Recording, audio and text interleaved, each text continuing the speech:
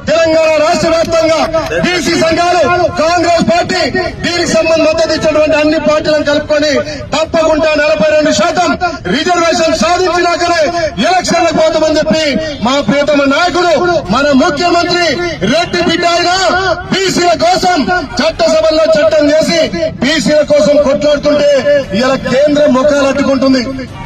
ఇలా తెలంగాణ ప్రజలు గమనిస్తున్నారు. బీసీల నోటికాడి మొత్తం ముద్ద గుంజుకొని ఇలా కేంద్రం రాష్ట్రాన్ని చిన్నపు చూసి రాష్ట్రానికి రావాల్సిన అన్ని విధాల వాటలు కూడా రాకుండా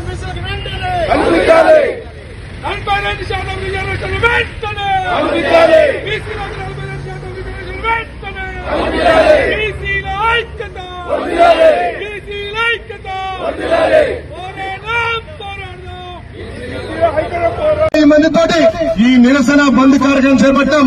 రాబోయే రోజుల్లో తప్పకుండా బీసీ ఎస్టీ మైనార్టీలంతా కూడా మోడీని గద్దెదించి మా రిజర్వేషన్ సాధించుకుంటామని తెలియజేస్తూ దీనికి మద్దతు ఇచ్చినటువంటి అందరికీ పేరు పేరున ధన్యవాదాలు తెలియజేస్తున్నా.